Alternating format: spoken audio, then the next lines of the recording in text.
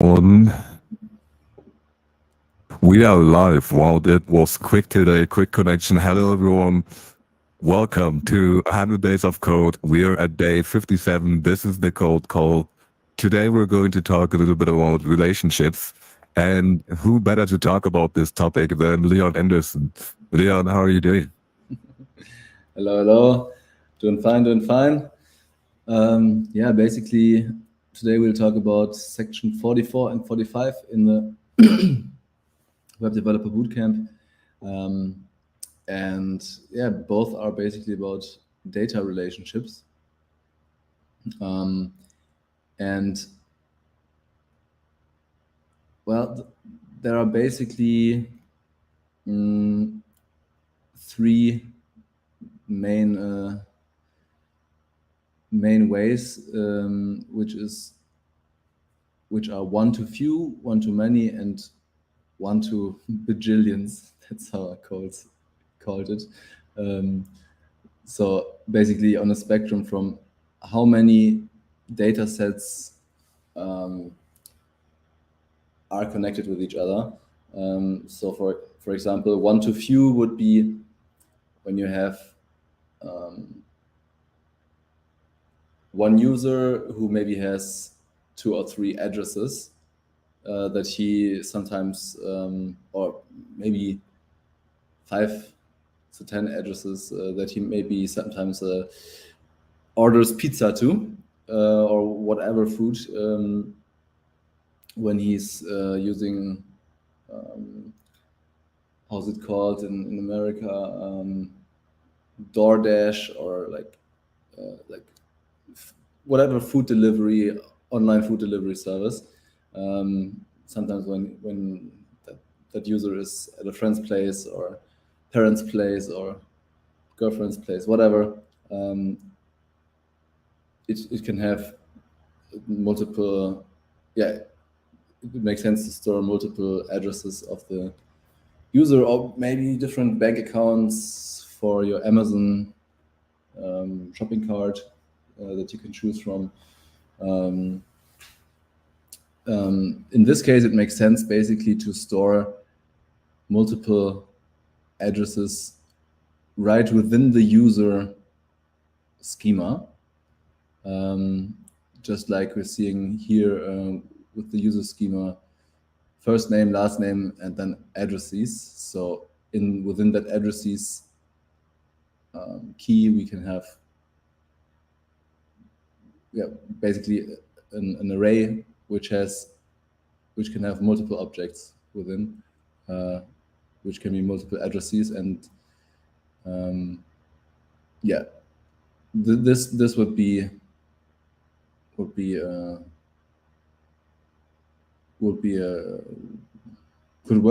work. But as soon as you get, like, I don't know the exact numbers, and I guess it also depends on the on the use case, what kind of service or program you're writing. But as soon as you maybe get like 10 to 20 or even more data entries, maybe, for example, like products per Amazon shop, or products per Craigslist user, then you maybe want to store the products in a separate schema, and then link both to each other. So basically, just how SQL is doing it, SQL is doing it, where you have multiple, how's it called, tables that are linked to each other, and you link those usually with IDs. And I think on the farm thing, we have the product schema, and we basically have, for some reason in the product schema there is no. Exactly. So in the product schema, we don't have an ID of the farm that it's related to, but in the farm we have basically a list of all the product IDs, and yeah, this is basically just a one-way link from one of both schemas to the other, and that in this way we would have like a long list of IDs in the products of the farm, and yeah, I'm wondering why is the product. I guess the product schema creates an ID on its own, as far as I understand it. So we don't have it explicitly written there as a key. Am I right about that? I haven't used Mondo in a long time. Let me quickly look it up.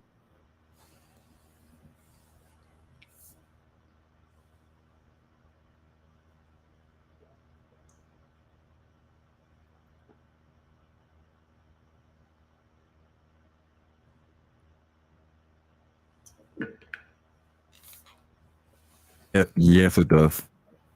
Okay, I think we can optionally define it as a separate key as well, but it's getting created automatically. So each product has an ID on its own, but it doesn't save an ID of the farm.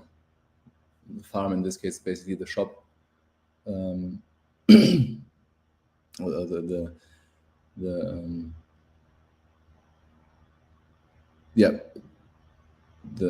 the metaphor for the shop, for the online shop on Amazon or Craigslist, and yeah, and then we have 1 to bajillions. That's how Cole said, which is just basically to many, 1 to many. And an example for that would be tweets or posts on social media, where you will have tens of thousands of tweets over your lifetime or a couple of years, depending on how active you are as a user. We have a tweets JS there up there as well, and basically I don't know if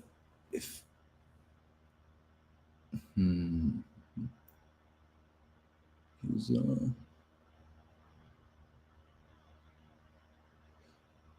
I don't know if we actually used it within this example, but in my opinion, it would make sense to link both ways, maybe from user to the tweet and from the tweet to the user as well. So we would have both user ID and tweet ID in both the user and the user schema. And yeah, this way it's linked both ways. Can you scroll down a bit to the end? What was the commented out thing? Let me see.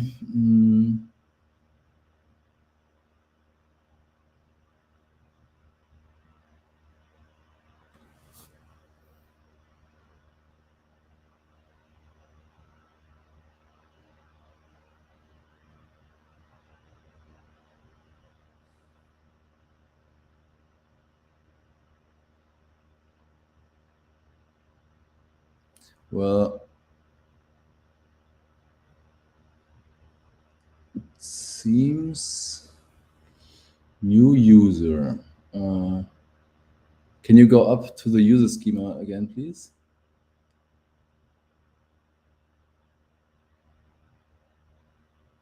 Okay, well, the schema creates a link for its own, but it doesn't save it seems like it doesn't save the tweet the tweet ID. Like usually we would, as far as I remember it from some other examples, I don't know in which file they are, but where we have like a dot push into the into a basically into the schema. So we basically add for each tweet we add a new ID into the user schema. Can you That's not the case with Mongoose. So we are not creating the reverse relationship here. We're creating only the relationship that each tweet has a user, but there's no relationship that every user has multiple tweets. So if you want to find for a given user all the user's tweets, you would need to basically search the tweet model for it. What makes sense? I can show you an example if that was too fast. too fast? I'm pretty sure that we had an example with Mongoose somewhere in both of these sections. I mean, But you there- might have added additional code that maybe allowed it, but in this case, you can only say tweet.find where the user is the certain user ID. But you cannot do the reverse. You cannot say, hey, I have a user, well, give me user.tweet. yeah, in this case, we don't have it. But yeah, maybe let's look through the other code files. Then I mean, in the user.js, it's not as far as I know, right? Or up there. Yeah, exactly. Should we switch to the code for the fast then? Yeah, maybe it was in there. Can you scroll down, please? I think this one's probably just setting up all of the Yeah. URLs. Yes. Well, but down there, let me see. There, you see, we have farm.products.push in line 68. Yes. And we That's can do that here too, right? Because here we are defining both relationships. Here we have the product defined as an array, and here we have the single relationship. Also here we only link using the object ID, but we don't establish a reverse relationship on the user schema. Put them side by side, you can see the difference. I don't have enough real estate, but you can see like here, we only have the username and the age. Here we define the relationship that each tweet has a user. And here we're defining, hey, each product can have a farm, and farm can have multiple products, but here we have the relationship into both directions, and here only one. The product schema doesn't have a like it's season, not. Well, yeah, sorry. Then I was mistaken. Yeah, there's no bidirectional relation to be allowed, but here product is an array, so that's why we can push into this. Well, here it's a single relationship, but then we have the same thing here. We couldn't say, hey, for a product, give me the farm. So if I understand Mongoose correctly, let me double check. I think we had that somewhere. I'm very sure that we had that we built that in the section, but in this case, it's not there. Definitely, I would agree.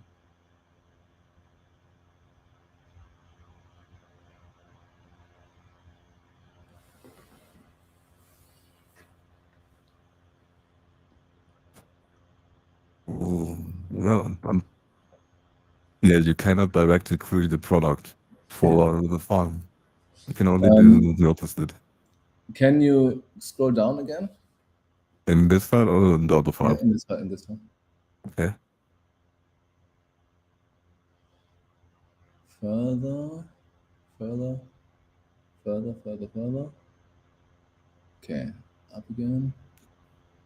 Wait, where are the, like, what files are in this in this folder. Models, farm. Wait, which relationships express? Okay. Models, and then what is the models farm product folder? Is that from the one before, or is that from the same? This is the Express folder. So okay. So can I see the folder again? Uh, So models farm product.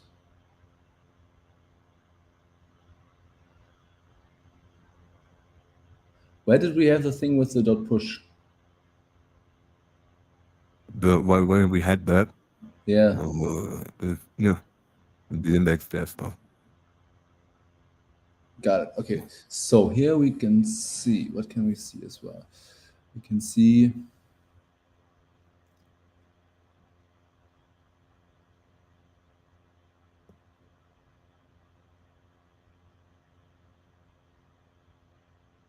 we can see in the URL that we have a farm which has basically which can have multiple products, and here we can see that we can see, or we can make visible on the page what product to what farm a product is linked to. I'm 100% sure that we built that. Basically, we had a site where we had all the products listed, and then after the product, we had a button to the farm that it came from, or somewhere on the product views. It should be in the views folder. I think it's because of this line, populate products. Yeah, the populate thing is, that's one thing I didn't fully get, because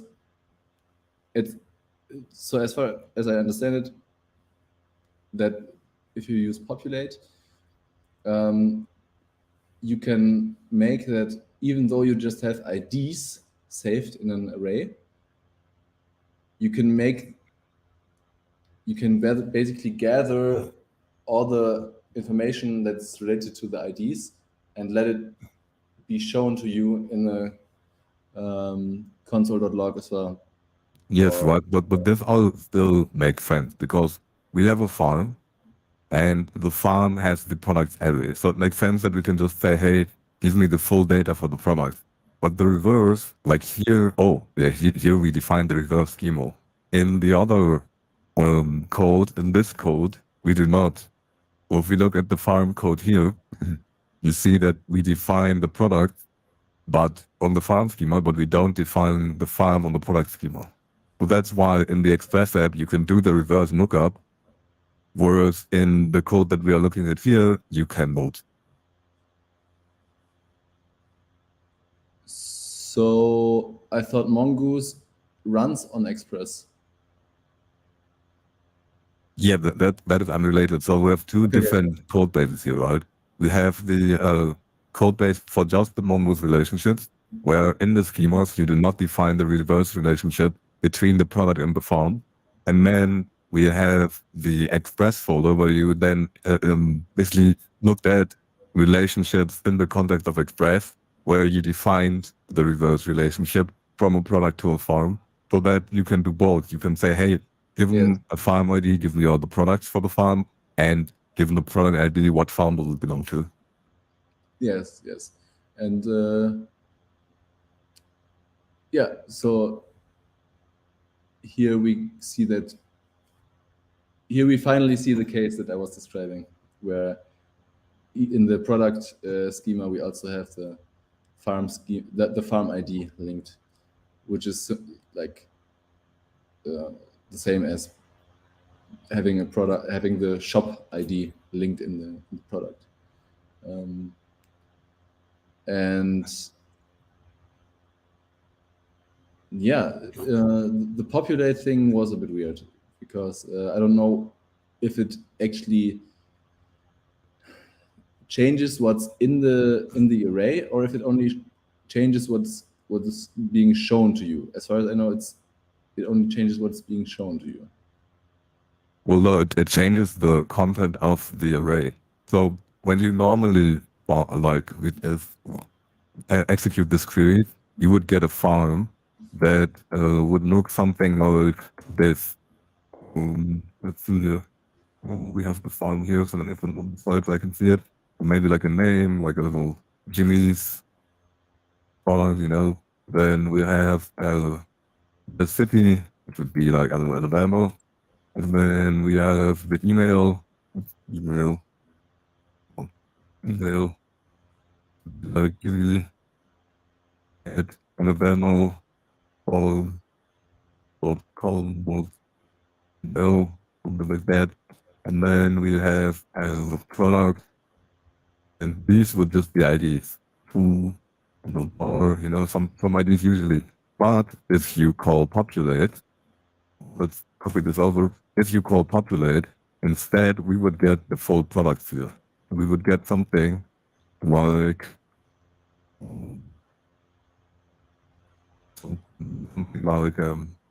with the product we have full name, full name, and I like that. And price exactly, category, and it would also say the farm ID back at us. From the things good. Then we can do the same here, and maybe we also have potatoes, because they're like 50 cents. And same farm ID because the farm offers both. So this is basically the difference between calling populate and not calling it. But is really the database updated, or is it just temporary? It's just a query, so there's nothing changed in the database. It's just basically it gets more data from the database. Yeah, that's what I meant. Yeah. So the array in the database does not get changed. Only the array that is shown to you. Oh yeah, okay, that's how you meant it. Yes, then what you said earlier was correct. Exactly. I didn't quite understand what you mean, but I think you meant the correct thing. Yes, I was not clear about database versus log or I don't know where is it? Is it like a where is that saved? Is it like somewhere in the RAM or? Yeah, it's just temporary in the RAM, exactly. Got it. Okay, interesting. Okay, cool. Yeah. And I think, is there anything else important? Did you have any other question marks, maybe? Anything that was unclear to you?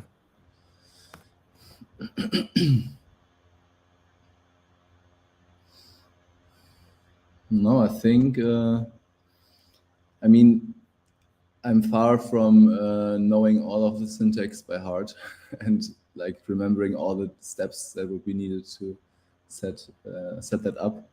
But I think the basic logic is pretty clear to me. That's all that matters. Like, whatever tool you end up using in the future, whether it's a database or some hosted solution, or yeah, whatever you will be using, eventually the stuff that you will be using most, you will remember by heart, and anything else you can just look up. Just like I just looked up the details of numbers. Yes. Yeah, even though I would like to have like to know one language or like some of the basic stuff by heart, so I don't have to look everything up all the time. But I guess Mongo is not one of the basics. Like, Mongo is barely used in any production apps. But the concepts behind it are very important, that you already know, like, hey, what is the database? The stuff with schemas, like, it's all just a little bit different. You can kind of envision it like accents in the language. Like they use the same word, but they pronounce it slightly differently, you know? Accents. Okay, got it. Yeah, Yeah, accents. yes, makes sense. Okay, yeah, and also today I played. I spent some time playing Vim Adventures, which is a browser-based game that you control with HJKL, and where you basically solve puzzles how you move through the world by using Vim commands, and that was helpful because there were a lot of commands that weren't in the tutor, which seem very basic, but or that maybe weren't practiced enough in the Vim tutor. So that was fun, and I can highly recommend Vim Adventures. Awesome. Then we are done here. Thank you. Or is there anything you want to add before we're done? No, that's all. Sweet. Then thank you everyone for tuning in. This has been day 57 of the Code Call. We looked at databases and how you can use it with Express. And if you looked at this stream and the recording, why don't you join us live? It's fun. We answer every single comment, every single question if they come up. And that's it. Thank you. This has been day 57 of 100 Days of Code with Leon Andersen and my mentor. Adaf Mill from Today's Dev. I think we need to throw another AFAB. We haven't done it for a long time, so AFAB and ABC. Throw an AFAB. Yeah. All right, until tomorrow. Bye-bye. Bye.